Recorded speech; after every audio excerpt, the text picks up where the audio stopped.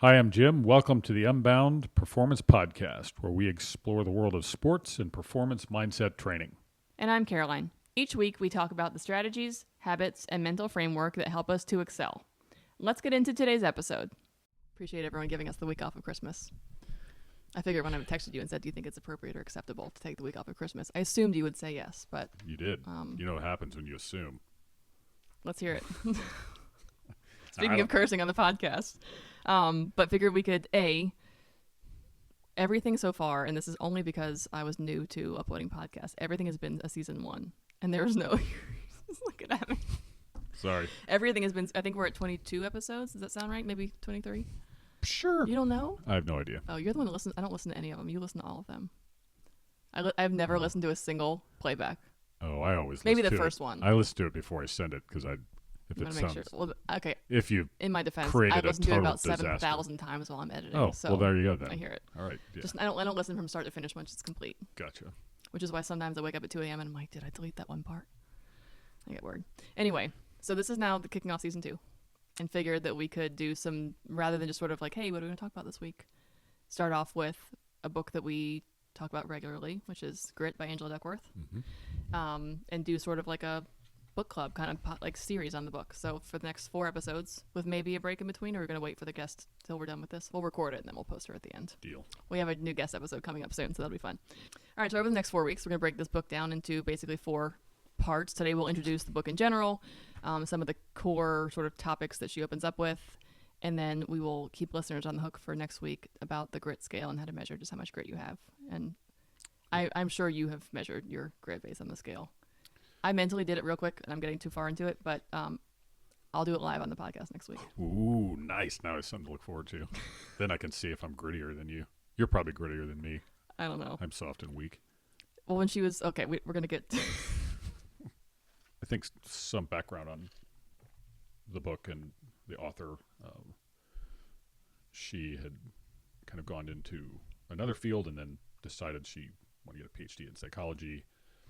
And really her purpose was kind of, overarching purpose was helping kids be successful, kind of make their way.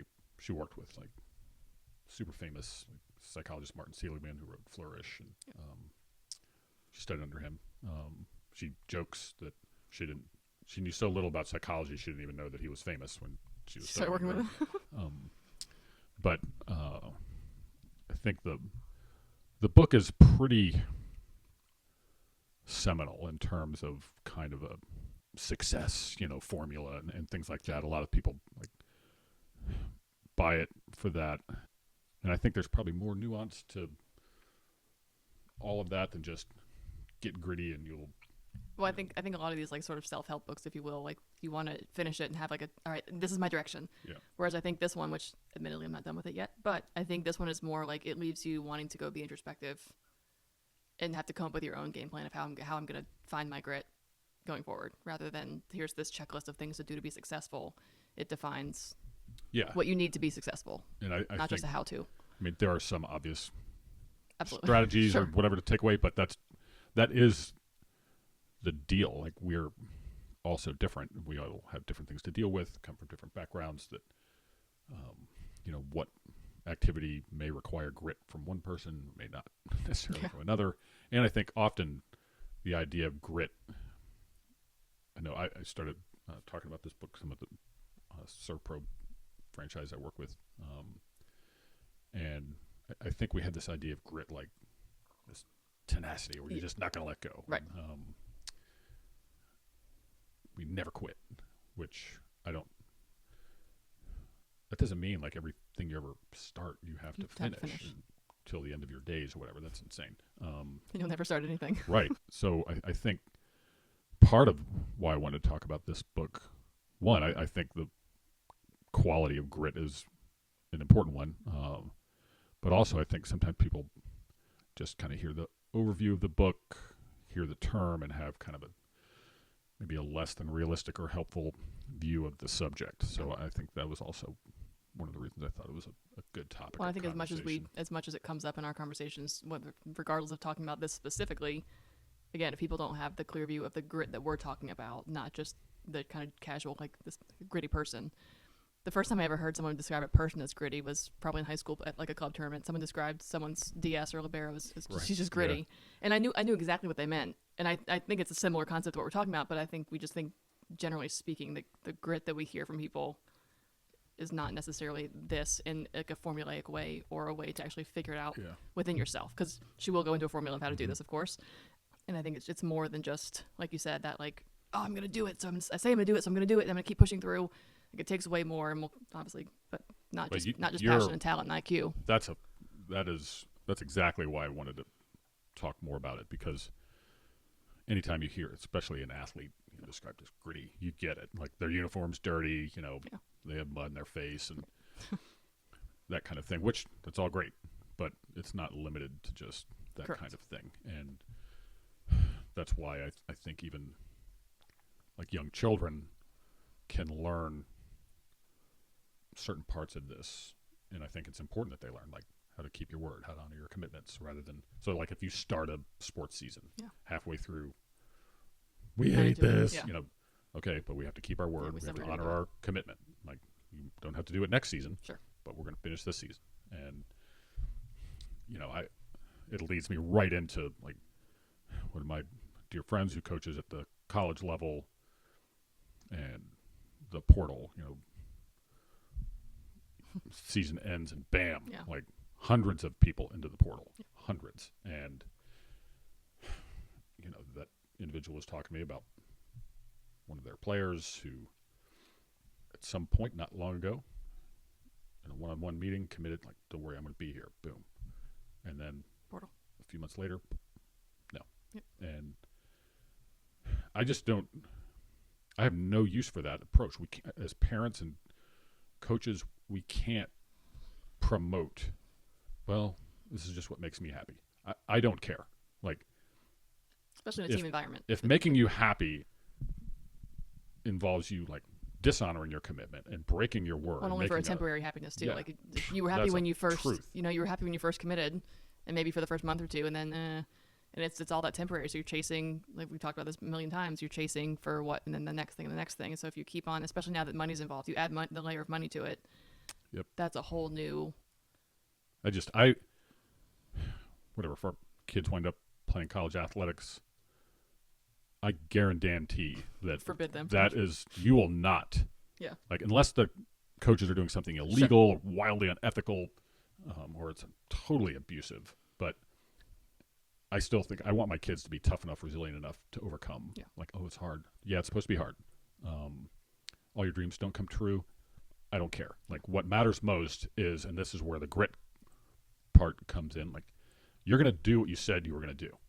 And kind of whether you like it or not. Like, that matters. Like, you have to understand that's so much more important than the events that occasion this. And who you're becoming on this journey as a person is just everything.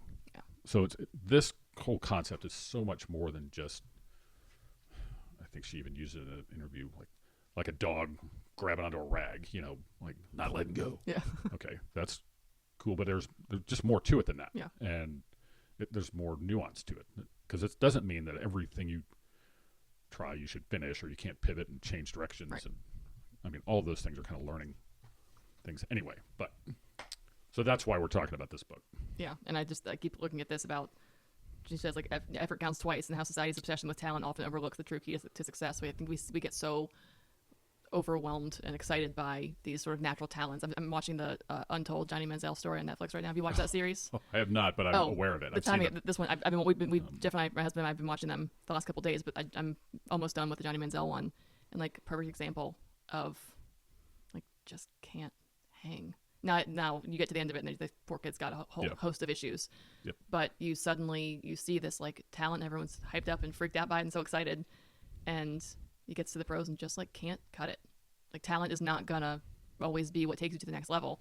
Again, other issues in that picture of that story for him, unfortunately. But it was just, the more I'm watching it, it's like, that's the utter explosion of talent and fame, and then total there's a downward lot of spiral. stories like that. Duckworth talks about kind of the twin qualities of passion and perseverance, where you have the stamina to sustain over a long period of time, like going after some pretty, and we'll talk more about this too in terms of different kinds of goals, but like your kind of overarching big picture goal. And that's where it's like she did this kind of study at West Point with her grit scale, and she talks about how many people apply to West Point every year. It's like 14,000, I think, and then it's whittled down to what gets accepted is a 400 maybe. I can't remember off the top of my head, but and she talks about, and all of these people are elite. Like you can't get into West Point without being like really talented and good person, accomplished. Yeah. Many of them are athletes. Many of them are team captains. But even of those people, they still drop like flies. So there's a significant percentage that don't finish, and most of them don't. They drop out in the first semester. Yeah. And so she was trying. Most of them, or most of the people that don't make it, drop out in the first semester. Right. Yeah. So she wanted to look at what was the determining factor in all this, and they were also similar in terms of talent, and ability, and things like that. That she found that this notion of sustaining stick-to-itiveness, stamina, was stick-to-itiveness. Yeah, that's what I said. That's an old-timey word. Sorry. I liked it. That's because I'm old. I'll put some emphasis on that one just to make sure that I heard what I heard. Nice. I got you. That was the factor, and then she talks about the author John Irving, who written multiple best-selling novels, and how when he was in school, he literally had teachers call him lazy and stupid. He had to go to school an extra year. It took him a long time to kind of wade through this. Then he did find out he was dyslexic, and that ability to keep going is what made him. To this day, he's still, he very successful writer, and he still would struggle with the same things, but he just kept doing Persevered nonetheless. And I think that's she talks about a potter in there who at the time of the writing was 92 and still making pottery, and like really high end quality pottery. But he said, after the first 10,000, we started getting really good. He and his wife, who had passed away at the time of the writing, but they did it together for decades. And that was the secret. Like, it wasn't instant success. Yay. Like, there's some people, like, I don't want to say James Clear doesn't have grit, but he wrote. Just crushed it once. Millions of copies. He hasn't had to write another book. Yeah. That doesn't mean he's not doing great work. Right. But just hasn't had to. So it's just it is a shift. I think even, and I was listening to, I've been audio booking this. Like that was the same as the stick-to-itiveness. You just used audio booking. It's not. It's a made-up word nonetheless. And listening to her talk about the years of research she put into this. Yep. And when you think about, new products that come out, or new medications that come out, or new companies that suddenly you're like, oh, it's this sudden boom of popularity. The overnight sensation. It's not. Yeah, it's not. Especially in things like medications or health products or beauty products or whatever it is, like years and years of scientific data and research and testing over and over. And somewhere, if you think at some point you started in the very beginning and failed and failed and failed and failed. Mm-hmm. And if it's something that requires a recipe, well, you created the first recipe and you change it, and then you got to remember what you changed, and then you tweak this, and then the amount of this trial and error that for us as the consumers see it just as overnight success. But again, the grit required for those people to just start and persevere until they got to that whole ta-da, we're here moment where we see the excitement is literally like the Thomas Edison light bulb moment. Yeah. Except he says, admits I wasn't a wasn't genius, just but I tried 10,000 different filaments before I found one that worked. And so my genius was that I kept at it. Yes. And I think you talked about this, like the idea of like natural ability being like this touch of God, that I could never do something like that. And we see it constantly in our culture where they're special and we treat them as such. Yep. Some of it, if it's like physical appearance kind of thing or whatever, it's an immutable characteristic that you don't get credit for. But the notion that even like we'll take someone like a Michael Jordan or people like that, and they're so special. They're just given this gift. And are there certain genetic Sure. pluses they've got? Yep. But Michael Jordan would like fight you if you said that he was just special and Yeah. that was that. He just got dropped from heaven or whatever. Yeah, tell anyone in that success level that, oh, you just got so lucky. It's just not the case. No. And I think that it lets people off the hook when we look at people who are extremely accomplished, or however we want to phrase success. It's very easy to think, well, I mean, they were just lucky to be born with this and that. And then that means we get to kind of sit there and they're born with basketball talent. yeah, and we get to sit here and not. Yeah, well, we didn't get it. Oh well, Sorry. bummer. Yeah. You know, I'll just sit here and be mediocre. And I think that's I don't like living like that. That doesn't mean that everything you try, if you just keep trying, you're going to be Eventually master. Play center field for the Yankees or Right. whatever. But there is no telling what you can do. You know, someone like a Tom Brady is a really big example of that. You know, I just watched some thing where they put film overlaying his 40 run in NFL Combine when he was coming out of Michigan, and now where he's like 46 or whatever, and he beat the time, which was pretty cool. But he was the point in this example is you wouldn't have watched him run that and think there's a guy Right. who's going to be one of the greatest Greatest football of all players ever. But there was more to him than that. You look at like Serena and Venus Williams. They come from not your typical pro tennis Sure. background, but they overcame all of the obstacles that were in their path. I mentioned Novak Djokovic. He's in Serbia. They're getting bombed, and he's 11 years old. And he wakes up, walks out of the shelter, and then finds a place to play where they'd already bombed, figuring they wouldn't double back. So I think, they had, in both those instances, they had this overarching, like, I want to play and at a high I'll level. do what it takes to get there. And then, let's go. I think this next point on the talent fallacy, that focusing on talent alone can create a fixed mindset, which we had a whole episode on fixed versus growth mindset. But I think in that idea where we say, okay, this person has natural talent and therefore this is why they got their success. The person who says, okay, I have natural talent and this is all that I need to carry me forward is fixed, and they're not going to go look for other ways to improve, which is why, we've talked about this 100 times, but you see professional athletes continue practicing for a reason. You don't get to that level, they're like, oh, I'm good.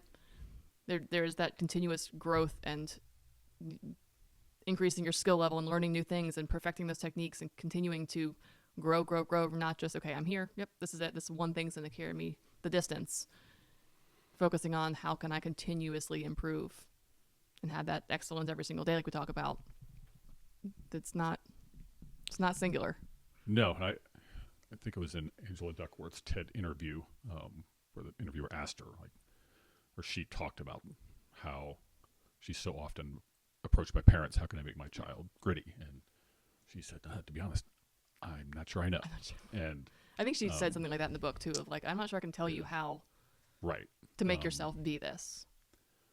But she did go on then to discuss growth mindset versus fixed mindset. And the limiting issue with fixed mindset is, one, you're not going to try new things if you're going to look bad. Sure. And whereas half the thing with a grit mentality is that you're willing to, if you fall on your face, try new things. You may fail, but you learn, and then it's on to the next thing, as opposed to if your identity is defined strictly by being ultimately competent and wildly successful, then anything that you may not succeed at, you're not going to try. Yep. Which is, I think that's a pretty terrible way to go through life. And it's so limiting, and it's such a miserable, pressurized existence, which I think there is a lot of pressure these days to kind of have everything figured out by the time you're 18, 19, whatever. Man, when I was 18, I didn't have anything figured out. No. And then all along the way, I think I'll try that. That looks interesting. I'll start a podcast. And then right up until now, I know I met with someone yesterday, a friend of mine. He runs his own construction business. He's awesome. But that's we talked about. Like if you'd have said 5 years ago I would be doing a podcast, I'd have laughed like in your face, like no way. But he has the same mentality where we're just going to keep stretching it, keep growing, and I think if we can apply that mentality to whatever it is we happen to be doing at the moment, then we're going to be, I think, more optimistic or whatever about finding ways to be successful, to find solutions, whatever. But if we get trapped in this notion that only the most talented, whatever it can be like, I'm not good at English or math. Yeah. And no. Like, just because you're not automatically good at it doesn't mean you can't be. There's an example of a student in her book who was like underperforming in math class, but he wanted to be like, he kept asking for harder and harder, and they're like, we don't think you're ready for this, and he just kept pushing, and ultimately, give me more. Yeah, and I love this, and I think this is from the book, but if it's not, but talent might open the door, but effort is what keeps it open. Is sure, talent can get you to a certain point, the threshold maybe, but what's going to get you beyond that? Because beyond the threshold is where that real high level elite kind of performance, whether it's in sports or anything else, is where your effort and grit can take you. Well, yeah, I think all the time of Jose Altuve, plays for the Houston Astros, and he's 5'6". Like, my 6th grade son is bigger than him, and he's not the cookie cutter idea of what, I think the average major league player is like 6'1" and 200 pounds, and there are plenty more bigger. But there he is. He's on a Hall of Fame trajectory for his career, and I'm sure he heard no plenty of times, or you're too small plenty of times. But there he is. Sorry, no. And, I think that's when there are always going to be people quick to tell you that you can't do it, or who do you think you are, based on these kind of natural talents and gifts. And I think persevering through that is that whole idea of not being afraid to look dumb in those people's eyes. Like, if there's always going to be someone who says, oh, well, don't try out for that team because X, Y, and Z reason. But if you don't care what that person thinks, then go try out anyway. That is that extra little oomph that you need to have to push beyond caring what other people think. If that's something you want to do, power through. Which that goes right into the chapter 3, effort counts twice as much as talent. She talks about how talent times effort is skill, and then that skill times effort is achievement. Like, nice. It's good. And you just, I think it's so easy to make excuses and to find a way out the back door when it's hard. And I think that's where this grit thing to me really kicks in.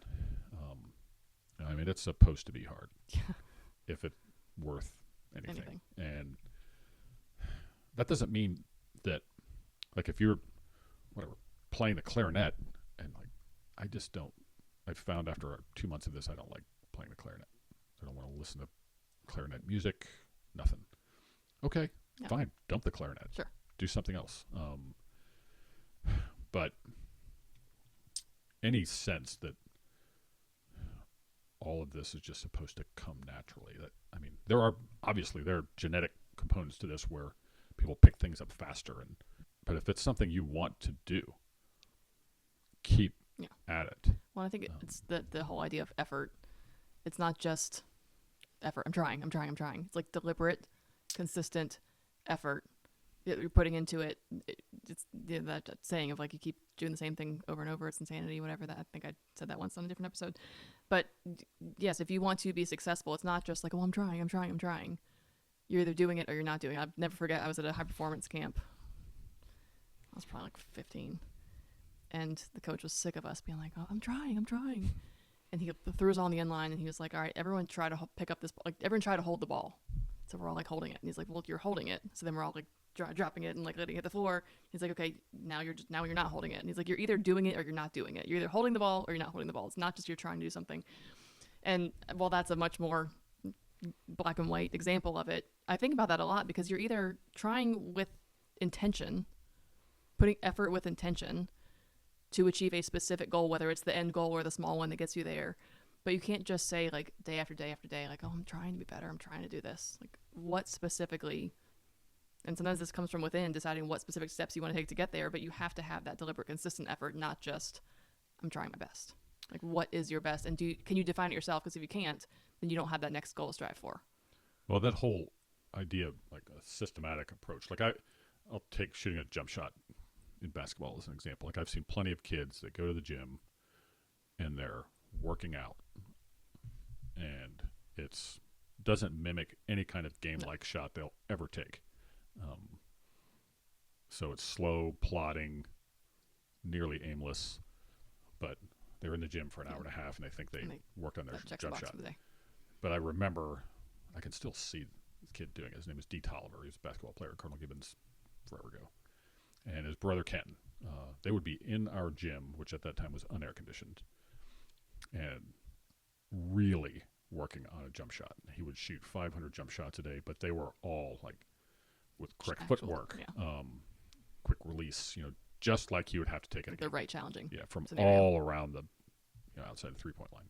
And did he have some genetic gifts? For sure.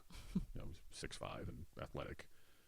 But he wasn't a great shooter because he was born a great shooter. He was a great shooter because he worked his ass off. I can still see him like sweating, shirt off. It's August in that gym. Just going hard. No AC. Yeah. And that's why he became a Division I basketball player. Yeah. When you hear tons in football with the quarterback or in volleyball with the setter, a lot of those sort of like in charge type positions, coaches will say they were the first one here at practice. They were always here early. They always stayed later and got reps and did these things. And it requires, especially in those positions where you are in charge of your team for the most part, sort of running the show in a way, it takes that extra effort. It's not just show up to practice in college when you have 2 hours a day of practice because you're limited. I assume they're still limited on how many hours a week they can practice and do things. Yes. Like it's not just showing up and doing that. It's what else are you doing outside of those times, and just rather than going through the motions of, oh, we'll practice this from 2 to 4 today, so I'm just going to practice from 2 to 4. What else? And within that 2-hour window, what type of effort are you putting in? Are you just going through the motions, or are you really trying each and every rep or every play or every note, if you're playing music, to fine tune all the time? Well, and this will lead into some other avenues of discussion about how we create that, what that looks like. But it doesn't fall within the first 3 chapters of the book. Sure. But I think the idea that we are not who we are from birth. We are not set in stone. It is not fixed. To me, that's a message of hope and optimism. And then, whatever. You're saying there's a chance. Yes, I am. Well, you said in I keep wanting to say the last episode, we were talking about my friend who wants to start lifting with me and has been consistently since that. It's been 2 weeks now. And you said something like, if you can change overnight, it doesn't have to be this like slow progression. Like you can decide that today you're one thing and tomorrow you're the next, and you can just flip a switch if you decide that you want to do that. And I think this whole idea that hard work beats talent when talent doesn't work hard, like what she says in the book and is also on our outline here. But that is, to me, if you want something, and again, it's not to say that if I want to go be a NFL quarterback, I could just make it happen. Like there are some limiting factors there, right? But that just consistent effort, deliberate effort, and drive and passion. I mean, I know they aren't the complete definition of grit, but that is, you have to have some of those things within you to be able to keep on pushing on a regular basis, even when it's hard, even when you have people saying you can't do it, pursuing what is important to you. Yeah, and that's where, making that decision, flipping the switch or whatever, you have to keep doing it. If you just go to the gym twice, all right, you're not going to be able to see much there. Yep. But I know I just watched this little clip of Jocko Willink, and he's talking, but you go to the gym 100 days, you're going to see a difference. Right. And I think that's where, if every day it's just an act of the will and you hate it and you don't have a reason for it, then it's going to be nearly impossible to pull this off. But that's where the passion part comes in, and that springs from your kind of overarching reason for doing it, your purpose, your ultimate goal. I think is what she describes it as in the book, which we won't talk about in this episode. You'll have to tune into the next one. How's that for a hook? hooky. It's hooky, all right. It's hooky. Yep. What is to come is she does give a version of the grit scale she used to test the West Point cadets. And so we'll talk about that. Caroline has said she'll do it Going live, man. live. And I haven't done it yet. Which is So we'll see. terrifying.